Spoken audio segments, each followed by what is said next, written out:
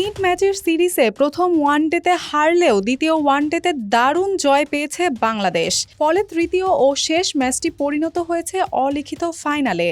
দ্বিতীয় ম্যাচ জয়ে সবচেয়ে বড় ভূমিকা রেখেছেন অধিনায়ক নাজমুল হোসেন শান্ত। তবে সিরিজে সমতা আনার এই নায়ককেই তৃতীয় ম্যাচে পাচ্ছে না বাংলাদেশ। গত শনিবার দ্বিতীয় ম্যাচে কুঁচকিতে চোট পান, সেই চোটই কাল হয়ে দাঁড়ালো।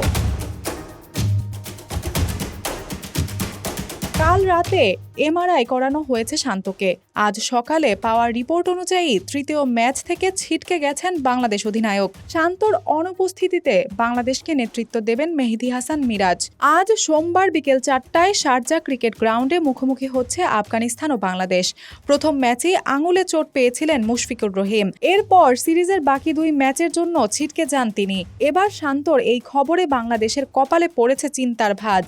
সিরিজের প্রথম ওয়ানডেতে আফগানিস্তানকে 235 রানে আটকে দিয়েও 92 রানের বিশাল ব্যবধানে হারতে হয়েছে বাংলাদেশকে। মিডল অর্ডারের ব্যাটারদের ব্যর্থতায় 143 রানেই অল আউট হয় টাইগাররা। সেই ম্যাচেও দলের হয়ে সর্বোচ্চ 47 রান করেন শান্ত। তার 68 বলের ইনিংসটি ছিল 4টি 4 ও 2টি ছক্কা সাজানো। বাঁচা মরার দ্বিতীয় ওয়ানডেতেও দলের সর্বোচ্চ রান সংগ্রাহক শান্ত।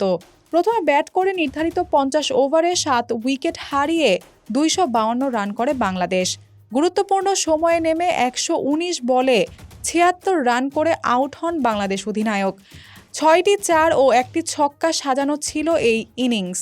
স্ট্রাইক রেট মাত্র 63.86 হলেও পিচ ও পরিস্থিতি বিবেচনায় এই রান ছিল মূল্যবান। তাই তো ব্যাট হাতে 24 বলে 25 ও বল হাতে 28 রানের বিনিময়ে 3 উইকেট নেওয়ার পরও নাসুম ম্যাচ সেরা হতে পারেনি। তাই ম্যাচ সেরা খেলোয়াড় হিসেবে বাছাই করা হয় শান্তকে। এদিকে গতকালই শান্তকে অধিনায়ক করে ঘোষণা করা হয়েছে 2 টেস্টের ওয়েস্ট ইন্ডিজ সফরে 15 সদস্যের দল। তবে চোটের কারণে কয়েক সপ্তাহ মাঠের বাইরে থাকতে হতে পারে শান্তকে। সেই হিসেবে আগামী 22 নভেম্বর ওয়েস্ট ইন্ডিজের বিপক্ষে প্রথম টেস্টে যে তিনি খেলতে পারছেন না, সেটি মোটামুটি নিশ্চিত। দৌলতে এখন স্মরণ, বিডি আর্কাইভ।